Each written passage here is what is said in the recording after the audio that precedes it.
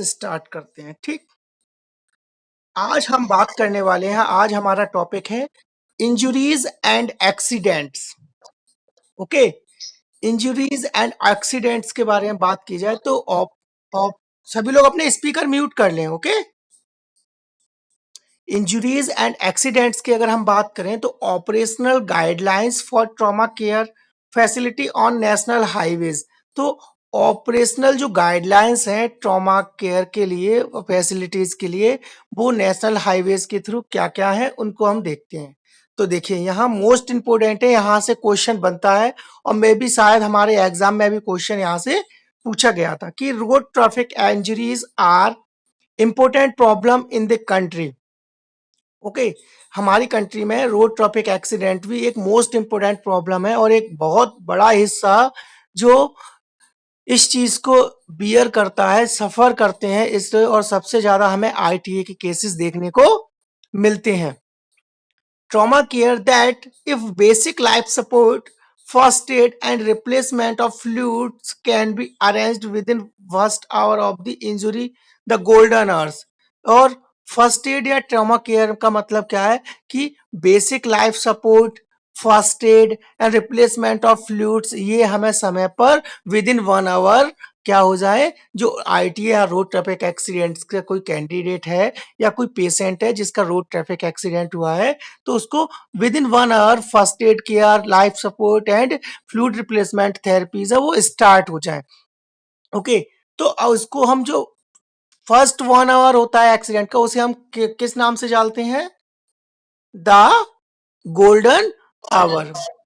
यहां से क्वेश्चन बनता है कि रोड ट्रैफिक एक्सीडेंट का गोल्डन आवर्स कितने टाइम के पीरियड को माना जाता है? Within 1 hour, within 2 hours, within 3 hours, within 1 day. तो गोल्डन आवर्स किसको बोला जाता है? Within 1 hour. फर्स्ट जो 1 आवर होता है, पहला जो 1 घंटा होता है, वो बहुत ही क्रूशियल टाइम होता है। उस टाइम पर अगर हम किसी को बेसिक लाइफ सपोर्ट के साथ साथ फर्स्ट एड ट्रीटमेंट एंड उसको जो फ्लूइड थेरेपीज है वो स्टार्ट कर देते हैं और उसका मैनेजमेंट अच्छे से कर लेते हैं, तो उस गोल्डन आवर में हम उसकी लाइफ को सेव करके रख सकते हैं। ठीक, चलिए आगे देखिए।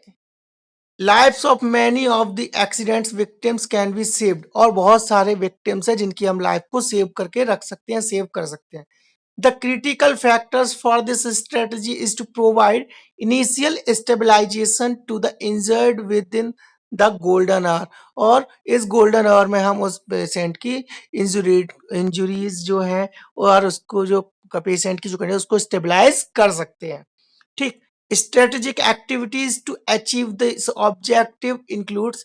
तो स्ट्रेटेजिक जो एक्टिविटीज है, क्या क्या एक्टिविटीज है जो इंक्लूड है इसके अंदर? तो देखिए, first of all initial stabilisation by trained man power.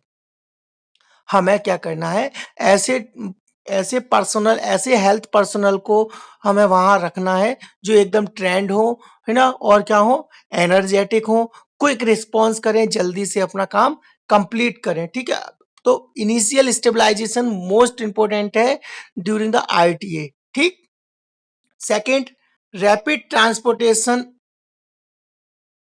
Rapid transportation. और अगर हमें लगता है कि अगर वो पेशेंट या विक्टिम है, उसको हमें रेफर की जरूरत है, हम उसे डील नहीं कर पाएंगे, तो उसको स्टेबलाइज कीजिए, उसका फर्स्ट एड कीजिए और देन उसे क्या कर दीजिए, रेफर कर दीजिए। Okay, next, third, developed medical facilities to treat such area cases.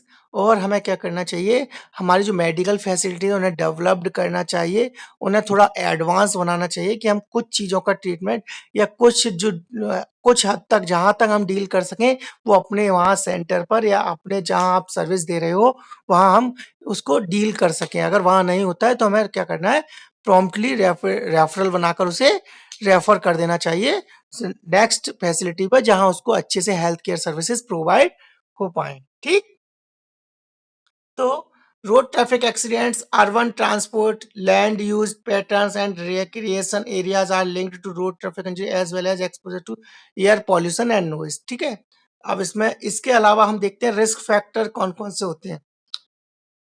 Risk factors for road traffic injuries, तो रोड ट्रैफिक इंजरीज के लिए रिस्क फैक्टर्स क्या क्या हो सकते हैं? फर्स्ट हो सकता है alcohol intake.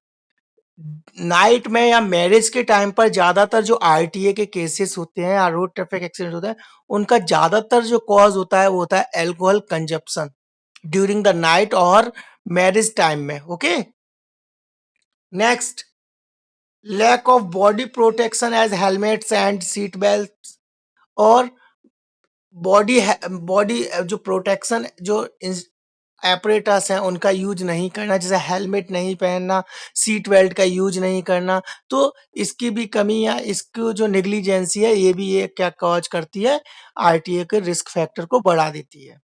Next, high speeding, high speed के साथ ड्राइव करना, अंडर एज ड्राइविंग, और अंडर एज ड्राइविंग करना, और वो ड्राइविंग के लायबल नहीं है उसके बावजूद भी वो क्या कर रहा है, ड्राइविंग कर रहा है। ठीक, अब यहां से क्वेश्चन बनेगा कि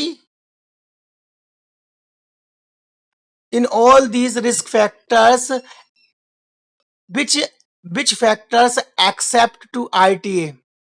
ठीक है, कौन सा इनमें से कौन सा फैक्टर्स है या कौन सा रिस्क फैक्टर्स है जो आरटीए के लिए रिस्पॉन्सिबल नहीं होता है?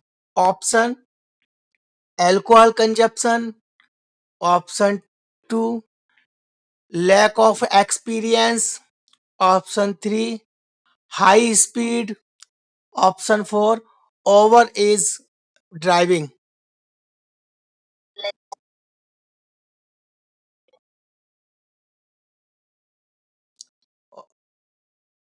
आ फिर से देखो, देखो alcohol, over age driving, over age driving कोई भी रिस्क फैक्टर। ठीक, ठीक है, क्योंकि समझ में आया ना, lack of experience risk factor है, एल्कोहल कंजप्शन रिस्क फैक्टर है, negligence of bearing helmet and seat belt वो क्या है, वो भी रिस्क फैक्टर है। लेकिन ओवर एज ड्राइविंग मीन्स आप एज हो गए हो उसके बाद ड्राइव कर रहे हो, या फिर आपकी जो एज हो गई है उसके बाद आप ड्राइव कर रहे हो, तो वो एक रिस्क फैक्टर इतना नहीं है। ठीक है, अब देखिए क्या है प्राइमरी फैक्टर्स इन एक्सीडेंट्स। तो प्राइमरी फैक्टर्स क्या है एक्सीडेंट्स के, अगर देखे जाए तो ह्यूमन फैक्टर्स में क्या क्या आ सकता है, उसकी एज आ सकती है, उम्र कितनी है। ठीक है, ये चीज भी क्या है एक्सीडेंट के लिए प्राइमरी फैक्टर्स हैं। सेक्स क्या है उसका, मेल है फीमेल है, एजुकेशन, मेडिकल कंडीशंस, कोई सडन इलनेस हार्ट अटैक वगैरह, या फिर कोई इम्पेयर्ड विजन तो नहीं है जिसके कारण क्या है, ये प्राइमरी फैक्टर्स हो सकता है जो किसके लिए रिस्पॉन्सिबल हो सकता है, एक्सीडेंट के लिए या आरटीए के लिए रिस्पॉन्सिबल हो सकता है। ठीक, नेक्स्ट देखिए,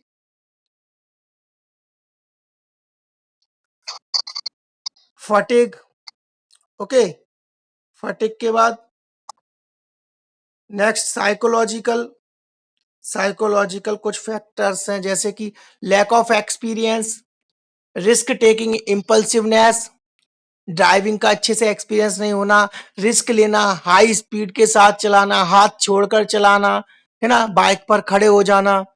ठीक है, risk taking impulsiveness, defective judgement, judgement ही नहीं ले पाना कि ब्रेक लगानी है या रेस कम करनी है ज्यादा करनी है, डिले इन डिसीजन, डिसीजन लेने में डिले, लेट हो जाना जब तक तो एक्सीडेंट हो जाएगा। ठीक है, एग्रेसिवनेस, गुस्सा आना, गुस्सा बहुत ज्यादा, पुअर परसेप्शन, परसीव ही नहीं कर पाना, परसीव परसेप्शन का पुअर होना, फैमिली डिसफंक्शन होना, ये कुछ साइकोलॉजिकल फैक्टर्स हैं जो भी क्या होते हैं, रिस्क फैक्टर्स हैं जो क्या करते हैं, आरटीए के लिए रिस्पॉन्सिबल हो सकते हैं। Lack of body protection helmet and safety belt, ये हम पढ़ चुके हैं, ये भी है। इन्वायरमेंटल फैक्टर्स क्या क्या हो सकते हैं, रोड की कंडीशन रिलेटिंग टू रोड, जैसे कि डिफेक्टिव नैरो रोड है, पुअर लाइटिंग है, लैक ऑफ फैमिलियरिटीज है। ठीक है, तो ये रिलेटेड टू रोड है। ठीक है, जो इन्वायरमेंटल फैक्टर्स हैं। नेक्स्ट, रिलेटेड टू व्हीकल के बारे में बात करें तो एक्सेसिव स्पीड है, बहुत ज़्यादा स्पीड के साथ चला रहा है, या फिर ओवरलोडेड है बाइक या जो कार है, लो ड्राइविंग स्टैंडर्ड है, उसके स्टैंडर्ड ही नहीं है ड्राइविंग की, चल रही है जैसे चल रही है, कोई भी उसमें फिटनेस नहीं है, तो ये चीज़ें हैं। बैड वेदर, खराब मौसम का होना भी एक रिस्क फैक्टर है। Okay. Inadequate enforcement of laws, जो गवर्नमेंट के द्वारा जो कानून है जो बनाए गए हैं उनका अच्छे से फॉलो नहीं करना, उनको रूल्स और जो रेगुलेशन उनको अच्छे से फॉलो नहीं करना, तो ये भी एक रिस्क फैक्टर्स है। ठीक है। Next, mixed traffic as slow and fast moving pedestrians and animals, और मिक्स्ड ट्रैफिक होना मीन्स दोनों एक ही साइड से आ भी रहे हैं जा भी रहे हैं, और वहाँ पैदल भी लोग चल रहे हैं, जैसा कि मार्केट में आपने देखा होगा, देखा है कि नहीं? तो ये भी एक रिस्क फैक्टर है किसका, आरटीए का। ओके। अब हम देखते हैं referral and treatment. Referral and treatment का क्या है, देखिए। पहला है, those with a systolic BP of over 140 and a diastolic BP of over 90 mm of Hg or random blood sugar 140 mg per dl and above would be referred to a medical officer at the nearest facility to confirmation conducting relevant laboratory investigation and initiation of treatment. अगर कोई भी ITA का patient या victim है, उसका BP 140/90 और इससे ज्यादा आ रहा है, और साथ में उसका आरबीएस जो ब्लड ग्लूकोज लेवल है वो 140 से ज्यादा आ रहा है, तब इस टाइम पर ऐसी कंडीशन में हम क्या करेंगे, उस विक्टिम को क्या कर देंगे, रेफर कर देंगे। ठीक है। Next, second, you have to follow up with the individual and with the concerned PHC to ensure confirmation of diagnosis for individuals diagnosed with positive response for the question on carcinoma, cervix, breast, epilepsy, thyroid disorder, COPD और वगैरह। और क्या करना है, हमें patient को follow up करना है, कंसर्न करना है, जब जब क्या है हमने उसको रेफर कर दिया है हायर फैसिलिटीज के लिए, जब हमें पता चला कि कोई भी ऐसी कंडीशन जिसको हम ट्रीट नहीं कर पा रहे हैं, या जिसका जो ट्रीटमेंट है या फिर उसको जो जो इसको जो नीड है वो हमारे यहाँ, या हम उस चीज को फुलफिल नहीं कर पाएंगे, तब हम उसे हायर सेंटर पर जब रेफर करते हैं तो हमें उसे फॉलो अप करना जरूरी होता है। Where a suspicious oral lesion, initiation of treatment or referral to the next level, subsequent guidelines would be deal with detail on developing for those and other NCD well। और NCD diseases भी साथ में अगर कोई है तब भी हम उसे रेफर करते हैं, तो उसके बाद उसका फॉलो अप करना बहुत जरूरी है। ठीक है। Next, once the diagnosis of hypertension and diabetes is established, the patient must receive at least a month's supply from the PSC। अब जैसे ही हमें क्या डायग्नोज्ड होता है कि कोई पेशेंट है वो हाइपरटेंशन है या फिर डायबिटिक है, तो उस टाइम पर हम क्या करते हैं, उसे कम से कम 1 महीने की सप्लाई जो है ना, जैसे कि जो मेडिसिन है वो हम उसे प्रोवाइड करते हैं पीएससी के थ्रू, और हर 3 मंथ्स बाद उसको सप्लाई, उसका फॉलो अप करना वो हम कंटिन्यू रखते हैं, जब तक कि वो थोड़ा-सा दोबारा से अपनी नॉर्मल कंडीशन में नहीं आ जाता है। फॉलो अप आशा के द्वारा करा सकते हैं, एएनएम के द्वारा करा सकते हैं। ठीक है। Next, the patient will need to go to the PSC for the first follow-up at the end of the first 3 months after diagnosis and sooner if required।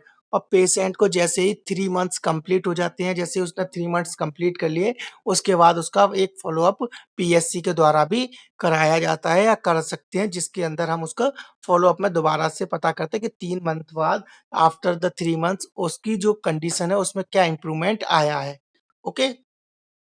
Next, an annual specialist consultation at the nearest nodal CSC with an NCD clinic is also recommended based on the decision of the MO at the PSC। An annual specialist consultation at the nearest nodal CSC. और क्या है, हमें CSC पर NCD के लिए भी एक अलग से एक क्लिनिक बनाना चाहिए जहां एनसीडी की स्क्रीनिंग वगैरह करनी चाहिए, और उसकी एक एनुअल रिपोर्ट हमें तैयार करके रखनी चाहिए कि हम पूरी साल में कितनी स्क्रीनिंग की, कितने उसमें से पॉजिटिव आए और किनको हमने रेफर किया है, उनका पूरा डेटा हमारे पास होना चाहिए। ठीक है। Next, for those individuals who are already on treatment under the care of private practitioners, they could be offered the choice of taking drugs from the public health systems but these individuals would be visited regularly by the frontline workers, monitored for compliance with treatment, lifestyle change and record in the health card. तो इसमें क्या करना है, ऐसे जो individuals हैं, ऐसे patient हैं जो प्राइवेट प्रैक्टिशनर्स के थ्रू क्या कर रहे हैं, अपना ट्रीटमेंट करा रहे हैं, तो उस जो करा रहे हैं उसके टाइम पर भी हमें क्या होना है, उनको क्या करना है, उनको फॉलो अप करना है और उनको फ्रंटलाइन वर्कर्स के द्वारा होम विजिट कराना, उनका फॉलो अप कराना है, जिसके कारण क्या हो सके, हमें उस उनको पता चल सके कि उनकी वो जो ट्रीटमेंट ले रहे हैं उसको सही तरीके से ले रहे हैं कि नहीं, वो इफेक्टिव वर्क कर रहा है कि नहीं कर रहा है। इसके अलावा उनकी उसने अपनी लाइफ़स्टाइल को मॉडिफ़ाई किया है या नहीं, ये और हमारे हेल्थ रिकॉर्ड भी जिसके का उसके लिए मेंटेन करना होता है। तो हमारा हेल्थ रिकॉर्ड भी मेंटेन होता रहे। Okay? Next, community follow-up of these individuals would be by the ASA making visit to enable positive behavior modification, treatment compliance and encouraging patient to go the sub-center for regular checkup of BP and blood sugar। और community में जाकर follow up करना और पेशेंटों का, और उनको encourage करना और उनको अवेयर करना कि वो अपने सब सेंटर पे, अपने उप स्वास्थ्य केंद्र पर जाएं और वहाँ अपना बीपी एंड शुगर चेक कराएं, रेगुलर कराएं, जिसके कारण अगर उनको उनका ट्रीटमेंट जो चल रहा है अगर वो ले रहे हैं तो वो कितना इफेक्टिव है, और अगर नहीं चल रहा है तो उनको हम केस फाइंडिंग कर पाए और आगे उनको हम रेफर कर पाए। ठीक है, नेक्स्ट देखिए, अब हम बात करते हैं national mental health programme. Okay, national health mental health programme की जब हम बात करें तो कोई मुझे बताएगा नेशनल मेंटल हेल्थ प्रोग्राम कब आया था? 1982 में। और और मेंटल हेल्थ एक्ट कब आया था?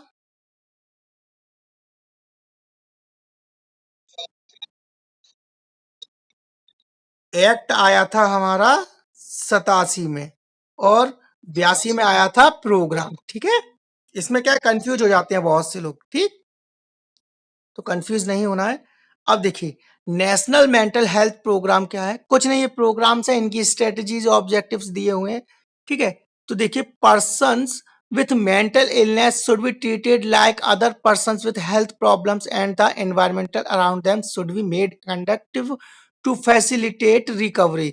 जो मेंटली इल पर्सन्स या मेंटली इलनेस जो पेशेंट है, उनको क्या करना, उनको ट्रीट करना, उनके बारे में फाइंड आउट करना, उनका पता लगाना नेशनल मेंटल हेल्थ प्रोग्राम के अंदर आता है। उनको रिकवरी कराना, उनको फैसिलिटेट करना, and rehabilitation and full participation in society keeping in view the heavy burden of mental illness नगर। और कम्युनिटी का क्या करना, स्क्रीनिंग करना, सर्विलेंस और मॉनिटरिंग करते रहना टाइम टू टाइम कि वहां पर कोई भी पेशेंट या कोई भी ऐसा विक्टिम तो नहीं है जो किसी प्रकार की मेंटल इलनेस से सफर कर रहा है, तो उसका फाइंड आउट करना, उसका पता लगाना और उसको रेफरल देना। ठीक है, ऑब्जेक्टिव्स क्या है नेशनल मेंटल हेल्थ प्रोग्राम के? to ensure availability and accessibility of minimum mental health care for all in the foreseeable future, particularly to the most vulnerable and underprivileged sections of population। और to ensure करना कि availability and accessibility करना कि mental health care जो है वो सभी जगह, सभी सेंटर्स पर उसके रिगार्डिंग जो हम जितनी फैसिलिटीज हम दे सकते हैं, जो हम स्क्रीनिंग कर सकते हैं, उसको हम पॉसिबली तरीके से करें। साथ में ही जो ऐसे वल्नरेबल ग्रुप्स हैं या फिर जो अंडर प्रिविलेज्ड जो सेक्शंस हैं पॉपुलेशंस के, उनको आइडेंटिफाई करना, उनमें पता लगाना कि उनमें कोई भी व्यक्ति या कोई भी विक्टिम ऐसा तो नहीं है जो मेंटल इलनेस से सफर कर रहा है। ओके, अच्छा मुझे बताइए, अगर जैसे कोई पेशेंट आता है और वो आपसे बोलता है कि मुझे नींद नहीं आती है, तो अगर आपके पास उस टाइम पर सीडेटिव्स ड्रग्स हैं, अगर आपको सीडेटिव्स ड्रग्स मिलती हैं, सप्लाई में आती हैं, तो आप क्या करोगे? उसको सीडेटिव्स ड्रग्स जो है वो आप दे दोगे या नहीं दोगे?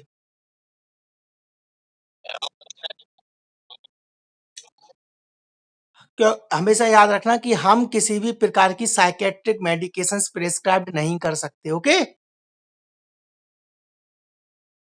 क्लियर?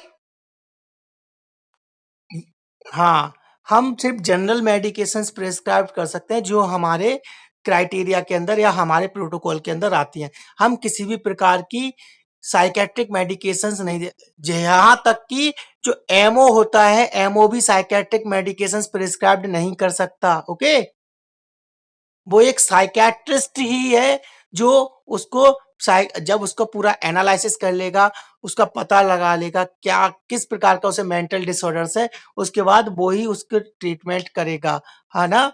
उसको इसके लिए हम क्या करेंगे, उसे रेफरल दे सकते हैं सिर्फ। ओके, चलिए next, to encourage applications of mental health knowledge in general health care in all social development. और क्या एनकरेज करना है, जो वहाँ की जो पॉपुलेशन है, कम्युनिटी, उनको मेंटल हेल्थ के रिगार्डिंग क्या करना है, थोड़ा सा अवेयर करना है। उन्हें बताना है कि आप योगा करें, ध्यान लगाएं, ठीक है, डी स्ट्रेसिंग टेक्निक्स का यूज करें। ओके, आप खुश रहें, हंसें, ज्यादा किसी भी चीज का बर्डन या टेंशन ना लें, ठीक है, अपने एक नॉर्मल अच्छे तरीके से लाइफ को सरवाइव करने की कोशिश करें। इससे क्या रहेगा, आप उन लोगों को, आपकी जो कम्युनिटी है उनको आप एनकरेज करें, उनको समझाएं मेंटल हेल्थ है क्या। जैसे हमारी फिजिकल हेल्थ को वो लोग अपना ध्यान रख रहे हैं, हेल्थ एजुकेशन हम फिजिकल हेल्थ के रिगार्डिंग जैसे दे रहे हैं, उसी प्रकार से जैसे फिजिकल हेल्थ हमारे लिए इम्पोर्टेंट है, as well as the mental health is also important for the peoples. Okay, तो उन्हें बताना है कि मेंटल हेल्थ को किस प्रकार से वो अच्छा रख सकते हैं। Okay, next, to promote community participation in the mental health services development and to stimulate efforts towards self help in the community। तो प्रमोट करना, कम्युनिटी पार्टिसिपेशन कराना, जब मेंटल हेल्थ सर्विसेज प्रोवाइड की जा रही हैं या फिर डेवलपमेंट किया जा रहा है उनका, और stimulate stimulate efforts towards self help in the community. और क्या करें, वहाँ के जो लोग हैं वो, उनको आप क्या करें, उनको अवेयर करें, उनको समझाएं। क्या अगर उनको किसी भी रिगार्डिंग मेंटल हेल्थनेस के रिगार्डिंग या मेंटल हेल्थ के रिगार्डिंग किसी भी प्रकार की कोई दिक्कत है, तो वो आपसे आए, आपसे कंसल्टेशन लें, आपसे उसके लिए काउंसलिंग लें। ये चीजें आप उन्हें अवेयर करें, बताएं। ठीक है, ये नेशनल मेंटल हेल्थ प्रोग्राम्स जो था। ठीक है, अब हम पढ़ने आए हैं national programme for the health care of the elderly. ठीक है, NPHCE, national programme for health care of the elderly. तो क्या है इसमें, देखिए, the programme was initiated to provide promotional, preventive, curative and rehabilitative service in an integrated manner for the elderly in various government health facilities. और क्या करना, इस programme का मेन जो मोटो है वो क्या था, क्या प्रोवाइड करना था, क्या एम था, कि promotional, preventive, curative and rehabilitative services को प्रोवाइड कराना, एक इंटीग्रेशन सर्विसेज जो है वो प्रोवाइड कराना, किसको, एल्डरली पीपल्स को। ठीक, and this will include health promotion करना, प्रिवेंटिव सर्विसेज का यूज करना, डायग्नोसिस करना and management of the generic medical problems out and in patient. जो ओपीडी पेशेंट्स हैं एंड इन इन पेशेंट हैं, उन दोनों को किस प्रकार का क्या करना, मेडिकल प्रॉब्लम्स का फाइंड आउट करना और उन्हें उसके रिगार्डिंग क्या करना, मैनेजमेंट करना। एंड इसके आगे देखिए क्या है, डे केयर सर्विसेज देना, रिहेबिलिटेटिव सर्विसेज देना and home based care also needed. अब कुछ ऐसे एल्डरली पीपल्स मिलेंगे जिसमें यंग एज और ओल्ड एज वाले पीपल्स, जो एल्डरली पीपल्स मिलेंगे। अच्छा, यंग एज वाले कितनी एज तक के लोगों को बोलते हैं, यंग ओल्ड और ओल्ड ओल्ड कितनी एज वालों को बोलते हैं, यंग ओल्ड होते हैं 75 से बिलो। ठीक है, हाँ, और ओल्ड एज वाले जो होते हैं उनको बोलते हैं 75 से एबव। ठीक, ये हम आगे पढ़ेंगे अभी। ठीक है, नेक्स्ट, इसके ऑब्जेक्टिव्स क्या हैं। तो main objectives of the programme are to, इसमें इंपोर्टेंट कुछ नहीं है, ठीक है, याद रखना, इसमें से कुछ भी नहीं आएगा क्वेश्चन में, ये फालतू में हम पढ़ रहे हैं बस। ठीक है, प्रोवाइड करना preventive, curative and rehabilitative services to the elderly person. जो एल्डरली पर्सन है उन्हें preventive, curative, rehabilitative services provide करना और स्ट्रेंथन करना, रेफरल सिस्टम देना, डेवलप करना specialised man power and promote research in the field of disease related to old age से regarding जो डिजीजेज हैं उन पर रिसर्च करना, उस फील्ड में आगे डेवलपमेंट करना, और साथ में क्या करना, स्पेशलाइज्ड टेक जो स्पेशलाइज्ड जो मैन पावर है उसको डेवलप करना और साथ में रेफरल करना। ओके, नेक्स्ट, ये जो हमारी यूनिट थी, यूनिट सेकंड, ब्लॉक फोर्थ की यूनिट सेकंड, ये हमारी कंप्लीट हो गई है। अब हम नेक्स्ट यूनिट पढ़ने वाले हैं, स्टार्ट करने वाले हैं। उस यूनिट का नाम है non communicable disease part 2 unit 3। Okay, hello, आज हम आज हम कौन सी यूनिट स्टार्ट करने वाले हैं? Unit third. और जो नॉन कम्युनिकेबल डिजीज का जिसका पार्ट कौन सा है? Part second. ओके, चलिए, इसमें देखिए क्या है। इसमें पहले हम पढ़ते हैं थोड़ा सर्वाइकल कैंसर के बारे में क्या है। तो देखिए क्या है सर्वाइकल कैंसर की अगर हम बात करें तो cervical cancer occurs when abnormal cells develop and spread in the cervix. Cancer का मीन्स हम पढ़ चुके थे, कैंसर का मीन्स क्या होता है? Abnormal growth of the cells. Okay, that is called cancer. और कैंसर कितने टाइप्स का पढ़ाया था मैंने? मेनली स्प्रेडिंग की अगर कैटेगरी से देखा जाए, तो फैलने की दृष्टि से अगर देखा जाए तो कैंसर 2 टाइप का मैंने आपको बताया था, एक मैलिग्नेंट और एक बेनाइन। बताया था कि नहीं? मैलिग्नेंट कैंसर होता है वो one part two another part क्या हो जाता है? स्प्रेड हो जाता है, ठीक। और जो मैलिग्नेंट के अलावा जो नेक्स्ट जो सेकंड पार्ट रहता है हमारा, वो क्या रहता है? एक ही जगह रहता है, वो फैलता नहीं है, ठीक है। आगे देखिए, जो सर्वाइकल कैंसर है वो occurs when abnormal cells developed and spread in the cervix which is the lower part of the uterus. Cervix का जो कैंसर है वो क्या है? वहां की जो सेल्स है उनमें क्या हो गया? एबनॉर्मल डेवलपमेंट हो गया, उनकी ग्रोथ बढ़ गई, है ना, एबनॉर्मल सेल्स की ग्रोथ होने लगी।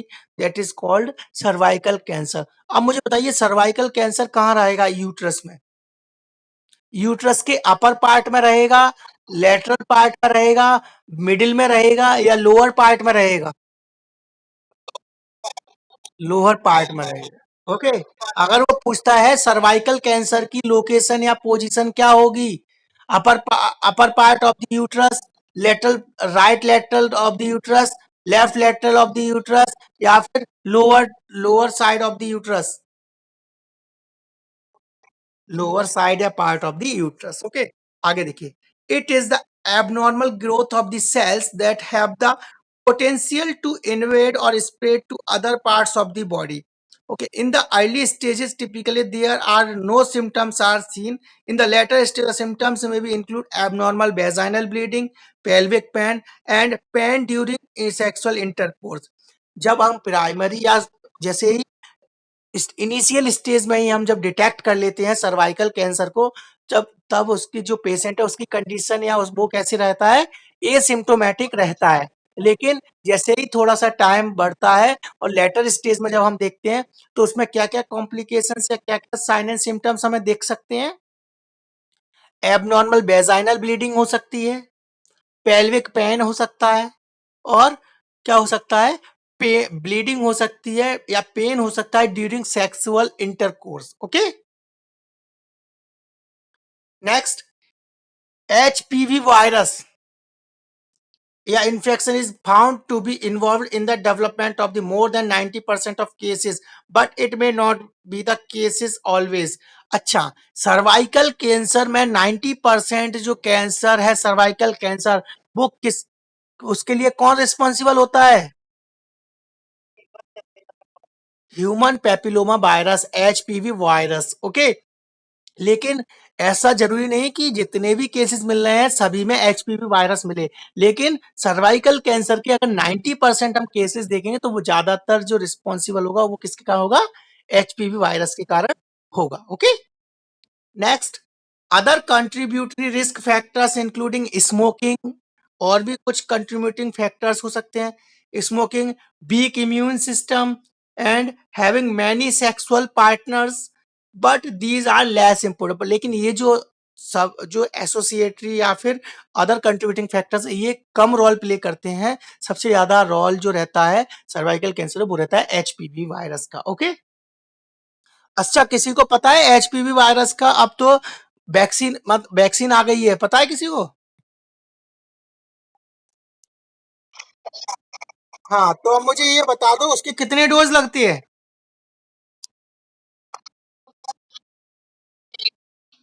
हाँ,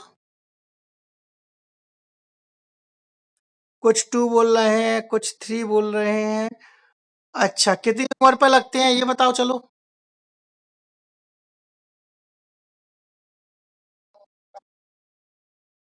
हाँ,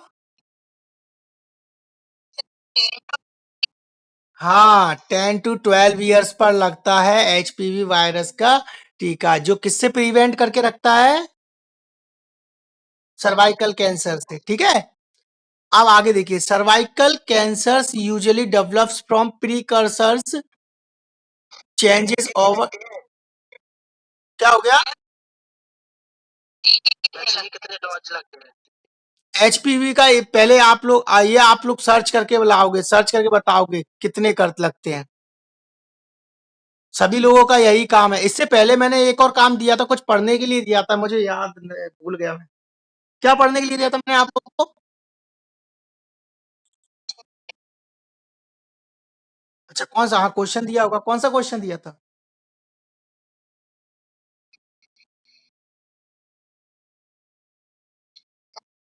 चलो ठीक है, जब तक हम पढ़ते हैं अभी लास्ट में बात करेंगे इस पे। Cervical cancer usually develops from pericarditis changes over 10 to 12 years. ठीक है, about 90% of cervical cancers cases are squamous cell carcinoma. अब मुझे अब इसमें इंपॉर्टेंट चीज एक और है, वो क्या है कि जो सर्वाइकल कैंसर पाया जाता है वो मोस्टली किस प्रकार की सेल्स में देखने को मिलता है? 90% जो सर्वाइकल कैंसर है वो किस प्रकार की सेल्स में देखने को मिलता है? स्क्वेमस सेल कार्सिनोमा, ठीक है। स्क्वेमस सेल होती है, उसमें देखने को मिलता है कार्सिनोमा, ठीक है। हेलो। हाँ, अब मुझे एक चीज बता दो, कार्सिनोमा जो कैंसर है मैंने आपको पढ़ाया था, कार्सिनोमा, कार्सिनोमा किस प्रकार की सेल्स में पाया जाता है? हाँ, कार से अपन सिनेमा देखने गए थे, वहां अपन ने क्या खरीदी थी? इपी खाई थी। तो एपिथेलियम जो टिश्यू है उनमें पाया जाता है, जैसे कि ब्रेस्ट, प्रोस्टेट, लंग्स, बताया था कि नहीं? हाँ, बताया था। क्लियर हुआ इतना? सर्वाइकल कैंसर में 90% जो सर्वाइकल कैंसर होता है वो किसके कौन सी सेलों में पाया जाता है? स्क्वेमस सेल्स में है, कार्सिनोमा, ठीक है। आगे देखिए, 10% जो रहता है वो एडिनो कार्सिनोमा रहता है, ठीक। Next, and a small number are other types of diagnosis typically by cervical screening followed by a biopsy and then followed by imaging which determines the cancer has spread or not। और भी बहुत सारी imaging और biopsy की जाती है जिनके द्वारा हम फाइंड आउट करते हैं कि जो कैंसर है वो कैंसर कैसा है, मैलिग्नेंट है या बेनाइन है, ठीक है।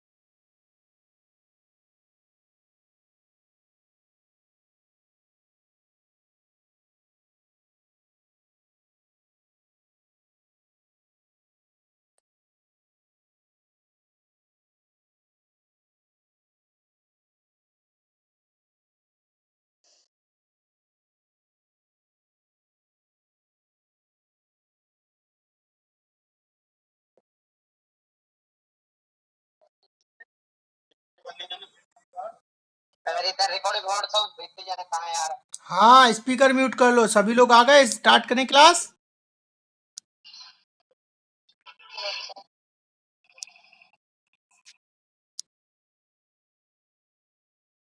स्क्रीन शेयर हो रही है सभी को?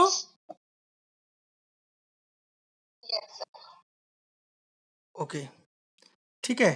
तो देखिए क्या रहता है, और भी बहुत सारी बायोप्सी और स्क्रीनिंग के थ्रू हम यहाँ फाइंड आउट करते हैं कि जो सर्वाइकल कैंसर जो पाया जा रहा है वो मैलिग्नेंट है या बेनाइन है। ठीक। In India cervical cancer is a common form of cancer in women's.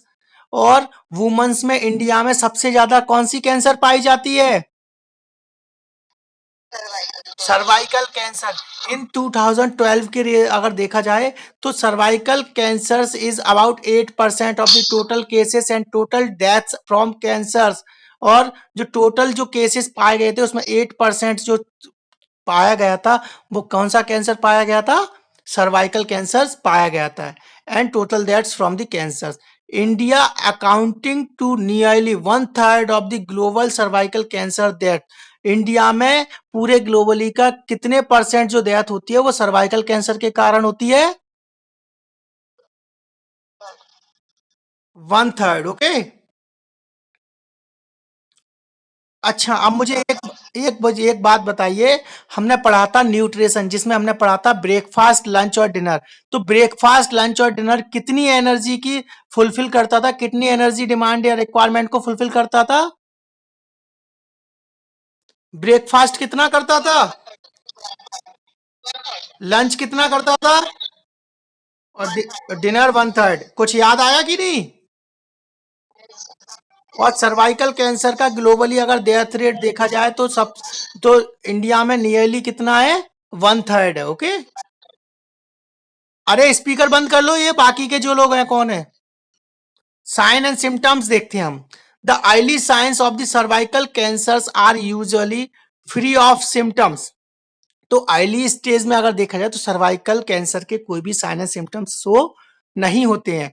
Vaginal bleeding, contact bleeding, the one most common form from bleeding after sexual intercourse. और कॉन्टैक्ट, अच्छा, वेजाइनल ब्लीडिंग और contact bleeding में क्या difference है, कुछ समझ में आया? हेलो। जो बेजाइनल ब्लीडिंग है वो नॉर्मली, हम नॉर्मल कंडीशन में भी वो उससे बेजाइनल ब्लीडिंग हो सकती है। लेकिन कॉन्टैक्ट ब्लीडिंग कब होगी? After the sexual intercourse. Okay. या during the sexual intercourse. Okay. और in some cases a vaginal mass may indicate the presence of malignancy. और जब हम बायोप्सी वगैरह करा के देखेंगे या फिर वैसे देखेंगे तो हमें पता चल जाएगा कि ये किस प्रकार का मैलिग्नेंसी है या बेनाइन है। The moderate pain during sexual intercourse and vaginal discharge are also the symptoms of cervical cancer. और अगर हल्का हल्का पेन हो रहा है, दर्द हो रहा है, और क्या हो रहा है, वेजाइनल डिस्चार्ज आ रहा है, तो ये भी एक सिम्टम्स है किसके? सर्वाइकल कैंसर्स के। ठीक है।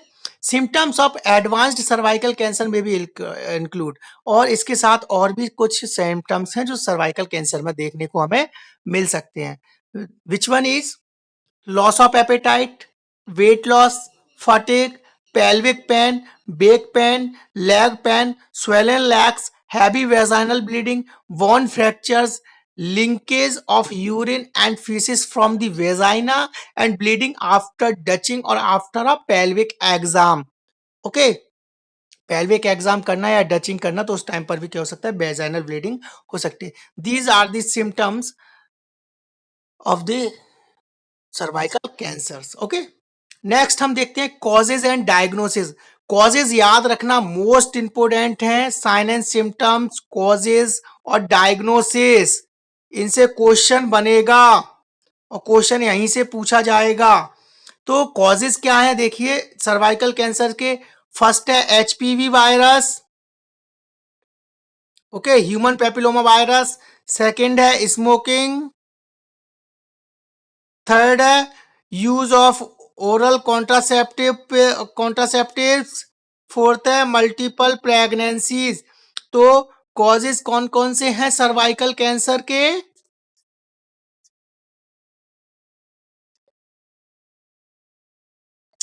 पहला है ह्यूमन पेपिलोमा वायरस, सेकंड है स्मोकिंग, थर्ड है use of oral contraceptives, fourth है मल्टीपल प्रेगनेंसीज। ये कुछ कॉजेज हैं किसके?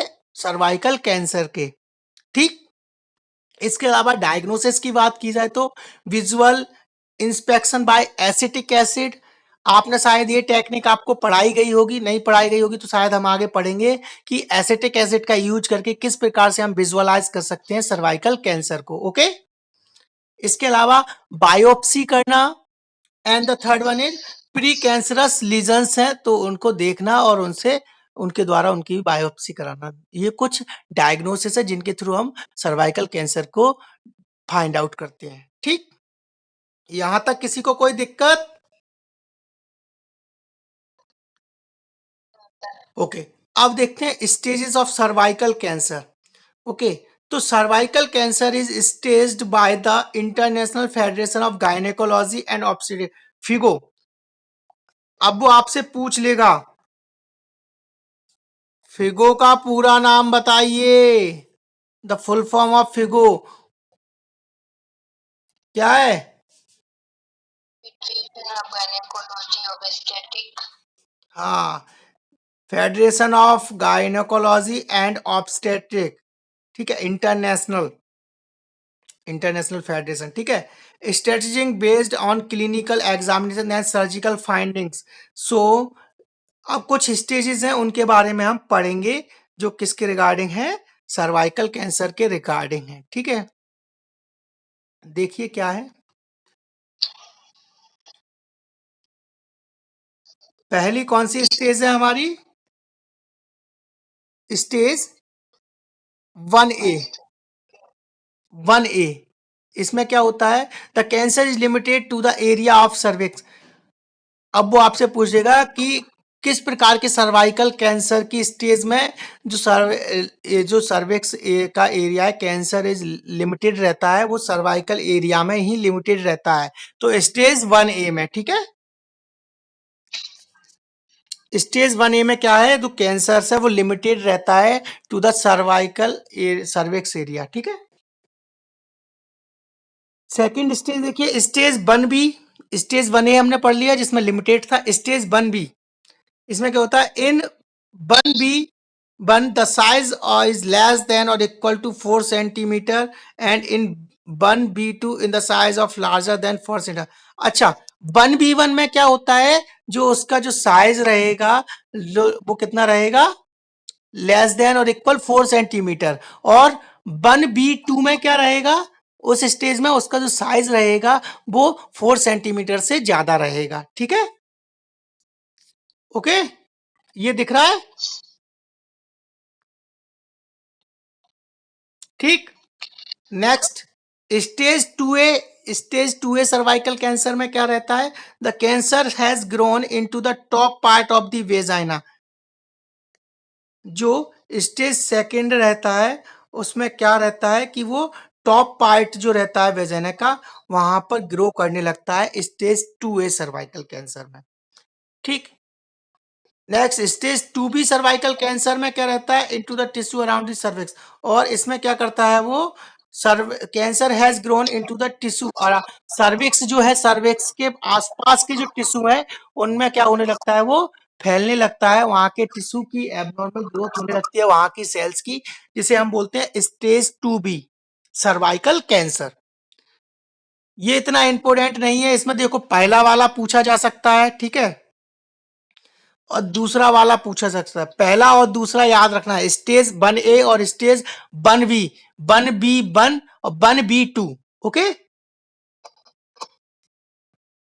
समझ में आया? ये वाला और ये वाला, ये दोनों इंपोर्टेंट है इसमें। ठीक। अब हम आगे देखें।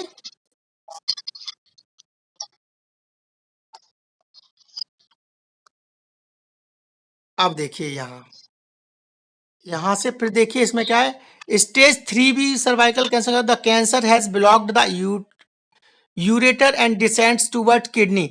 मोस्ट इंपोर्टेंट कि किस प्रकार की सर्वाइकल स्टेज में जो कैंसर है वो यूरेटर और किडनी ब्लॉक कर देता है और किडनी को क्या कर देता है, किडनी तक पहुंच जाता है। Block the ureter and descends to the kidney. कौन सी सर्वाइकल स्टेज में है? Stage 3B। 3B, ओके। अब देखिए स्टेज 4 है, ये भी मोस्ट इंपोर्टेंट है, ये वाला अभी फोर्थ स्टेज। स्टेज 4A में क्या है? Cancer reaches to bladder, rectum and adjacent organs. इसमें जो सर्वाइकल कैंसर है वो फैल गया है कहाँ कहाँ पर? ब्लैडर में, रेक्टम में, और उसके आसपास के जो ऑर्गन्स है उसमें ये क्या हो गया है, स्प्रेड हो गया है। ये किस स्टेज में होता है सर्वाइकल की? स्टेज 4A में, ठीक है। स्टार्टिंग की दोनों स्टेज हैं, फर्स्ट और सेकंड, और स्टेज लास्ट की दोनों स्टेज हैं, आपको याद रखनी है, मोस्ट इंपोर्टेंट है, और यहां से क्वेश्चन पूछा जा सकता है। ओके, क्लियर इतना?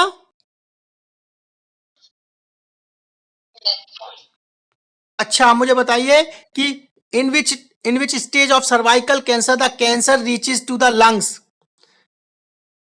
Stage stage 4A, stage 3B, stage A1, और या फिर स्टेज 4B? समझ में आ गया क्वेश्चन किस प्रकार से पूछेगा वो? तो आपको ये स्टार्टिंग के दोनों और लास्ट के तीनों याद रखने हैं, बहुत अच्छे से याद रखने हैं, क्योंकि यहां से वो क्वेश्चन पूछ सकता है। और ये एक ऐसी चीज है, अगर आप इसको याद नहीं रखोगे तो 100% आप गलत ही करोगे। कंफर्म या गलत? सही बोल रहा हूं या गलत? ठीक है। अब देखिए क्या है प्रिवेंटिव मीजर्स, क्या क्या है इसके लिए। The cervix should be checked by the visual inspection with acetic acid, VIA। VIA का फुल फॉर्म क्या है? Visual inspection acetic acid. अब वो आपसे पूछ लेगा the VIA diagnosis will be used. जो VIA डायग्नोसिस है वो किसके लिए यूज किया जाता है? Cervical cancer, lung cancer, oral cancer, या फिर none of these? Cervical cancer, okay. आगे देखिए, पेप स्मीयर का दूसरा नाम बताइए, other name of Pep smear.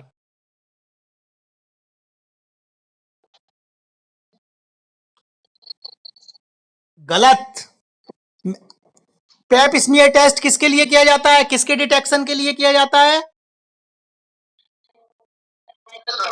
Cervical cancer के लिए। तो पेप स्मीयर का दूसरा नाम देखो, वहीं लिखा है, मैंने साथ में ही अंडरलाइन किया है, पेपानिकोलाउ टेस्ट। तो पेपानिकोलाउ टेस्ट पेप स्मीयर का ही दूसरा नाम है। वो आपसे पूछ लेगा the other name of Pep smear is, ठीक है, VIA टेस्ट, पेपानिकोलाउ टेस्ट, और दो टेस्ट और दे देंगे साथ में। तो आपको पता करना है कि पेप स्मीयर का टेस्ट जो है उसका आधा नाम पेपानिकोलाउ टेस्ट है। ओके, मोस्ट इंपोर्टेंट है, याद रखना। For the cervical cancer has been credit with the reducing the number of cases at the and mortality from the cervical. और इनका डायग्नोसिस के थ्रू हम क्या कर सकते हैं, केसेस को फाइंड आउट करते हैं, जिसके कारण मॉर्टिलिटी और मॉर्बिडिटी जो है सर्वाइकल कैंसर की उसको हम कम कर सकते हैं, ठीक है, रिड्यूस कर सकते हैं। ओके, अब बात आती है बैरियर प्रोटेक्शंस की, किस प्रकार के बैरियर प्रोटेक्शंस को हम यूज कर सकते हैं। ओके, तो देखिए पहला है बैरियर प्रोटेक्शन। तो प्रिवेंटिव मीजर्स में पहला प्रिवेंटिव मीजर्स क्या है, बैरियर प्रोटेक्शन। अब मैं इसको पढ़ के नहीं बताऊंगा, आप मुझे बताओगे बैरियर प्रोटेक्शन में क्या है, सबसे बेस्ट बैरियर मेथड क्या है for the prevention of cervical cancer? Condom, okay. इसके अलावा वैक्सीनेशन मेथड देखिए तो क्या है, इसमें अंदर डिटेल में पढ़ाना जरूरी है क्या? Hello, hello,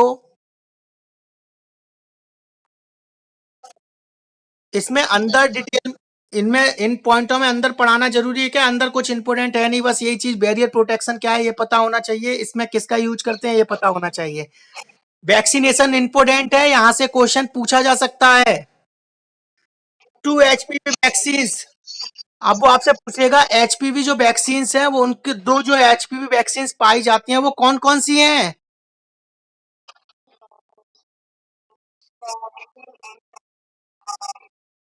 गार्डेसिल and Cervarix. Okay, Gardasil sir Gardasil and Cervarix और reduce the risk of cancers और precancerous changes in the cervix and perineum by about 93 to 62% respectively. और ये कितने परसेंट रिड्यूस करते हैं सर्वाइकल कैंसर को? हाँ, 93 से 62% तक। ठीक है, आगे देखिए। The vaccine should be stored. अब अच्छा, जो वैक्सीन है उसको कितने टेम्परेचर पे स्टोर करके रखा जाता है? 2 to 8 डिग्री सेल्सियस है। Must not be फ्रीजन। क्या हम उसको फ्रीजर में रख सकते हैं या फ्रीज में जमा सकते हैं? नहीं। The dose of is 0.5 ml intramuscular in deltoid. और इसका कितना डोज लगाया जाता है? कहां पर? रूट क्या है? IM, SC, IV। I M किस मसल्स में? डेल्टोइड में। The recommended age for the initial of vaccination is 10 to 12 years। और इसकी रिकमेंडेड एज कितनी होती है? 10 to 12 years। As for culture license regulation in India, catch-up vaccination is permitted up to the age of 45 years। और ये कब तक इसका प्रोटेक्शन कब तक रहेगा, कब तक इसको हम अच्छे तरीके से इफेक्टिवली काम करेगा अगर हम इस एज में ही अगर हम एचपीवी की वैक्सीनेशन लगा देंगे तो? हाँ, 3 doses at 0 to 6 months are recommended with the quadrivalent vaccine. हाँ, कितने डोज लगेंगे? कब कब लगेंगे? 0 to 6 months पे। Minimum interval between first and second dose में 4 वीक्स का and second and third dose में 12 वीक्स का होगा। Okay, next. HP vaccine can be given. हाँ, हाँ बोलो। वैक्सीन में जो फर्स्ट और सेकंड, ये क्वेश्चन इंपोर्टेंट है, यहां से पूछ सकता है कि एचपीवी वैक्सीनेशन की फर्स्ट और सेकंड डोज में कितने वीक्स का गैप रहता है? कितने वीक्स का गैप रहेगा? और एचपीवी वैक्सीन के सेकेंड और थर्ड डोज के बीच में कितने वीक्स का गैप रहेगा? ओके, नेक्स्ट देखिए। HPV vaccine can be given simultaneously with other vaccine such as hepatitis B और वैक्सीन। अच्छा, जो एचपीवी वैक्सीन को क्या उसको हम हेपेटाइटिस वैक्सीन बी के साथ दे सकते हैं क्या?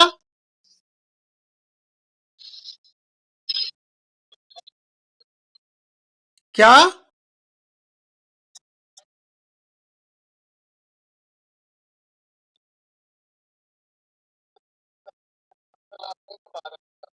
हाँ, तो यही तो बताया है, मिनिमम फर्स्ट और सेकंड डोज के बीच में कितने वीक्स का अंतर होना चाहिए और सेकंड और थर्ड डोज के बीच में कितना अंतर होना चाहिए।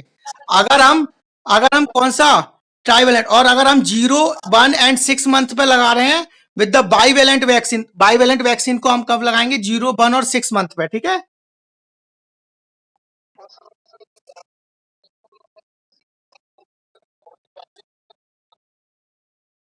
लेकिन इसकी रिकमेंडेड एज जो है वो कब तक, लेकिन वो इफेक्टिव नहीं रहता फिर इतना, समझ गए?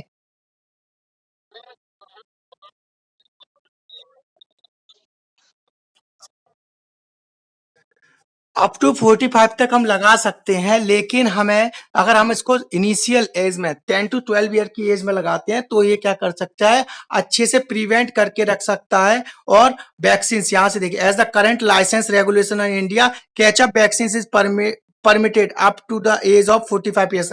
आप लगा सकते हो लेकिन वो फिर इफेक्टिव नहीं रहेगा इतना, समझे? Okay, next. Vaccines should be administered in the sitting, lying down position and the patient observed for 15 minutes post vaccine.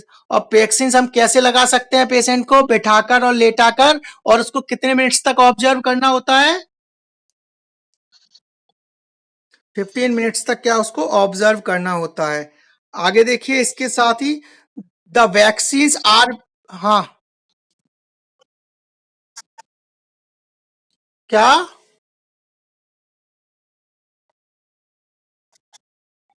हाँ लगा सकते हैं।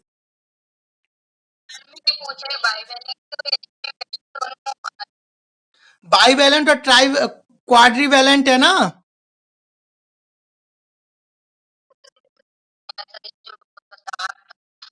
देखो, जो 3 डोजेज हैं, ठीक है, 0, 2 और 6 मंथ्स का recommended with the quadrivalent vaccine है ये, ठीक है, क्वाड्रीवैलेंट वैक्सीन है। और जो हम इसका और इसमें अंतर देखो, ये इसमें 0 में लगा रहे हैं, फिर 1 में और 6 में लगा रहे हैं, वो बाईवैलेंट वैक्सीन रहेगा, ठीक है। अब वो कौन सी वैक्सीन बोलता है? क्वाड्रीवैलेंट वैक्सीन बोलता है, तो उसका आपको पता होना चाहिए कि कब कब लगती है। और बाईवैलेंट वैक्सीन बोलता है एचपीवी की, तो वो कब कब लगनी है ये पता होना चाहिए, ठीक है।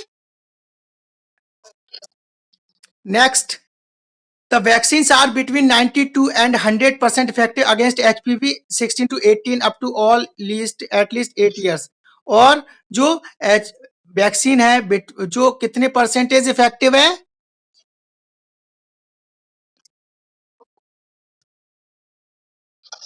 ठीक है। और साथ में ये कम से कम कितनी साल तक?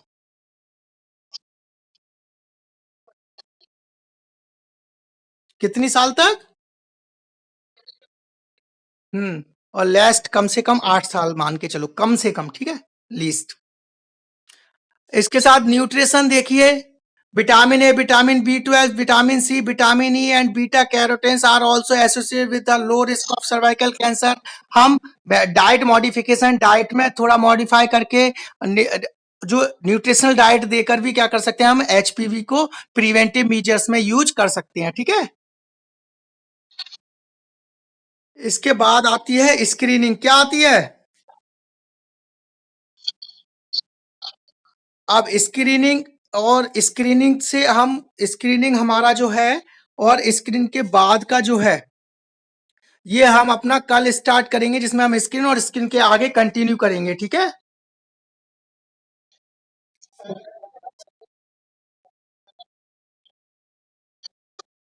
हाँ, द वैक्सीन्स आर, रुको, देखो, the vaccines are between 92 and 100% effective against HPV 16 to 18। जो 16 और 18 की एज होती है, उस एज में जो ये एचपीवी वैक्सीन है, वो क्या रहता है, इफेक्टिव रहता है 90 to 100%। और कम से कम मतलब रहेगा तो 8 साल तो इफेक्टिव रहेगा ही रहेगा। क्या? हाँ, इफेक्टिव रहेगा ही रहेगा, ठीक है। स्क्रीनिंग हम पढ़ेंगे कल, और स्क्रीनिंग के आगे का जो है वो हम कल देखेंगे, और कल इसको आगे कंटिन्यू करेंगे। अभी तक जो पढ़ाया है इसमें किसी को कोई दिक्कत है क्या? नहीं है ना? चलिए ठीक है, फिर मैं आज की क्लास यहीं एंड कर रहा हूँ। ओके। ओके।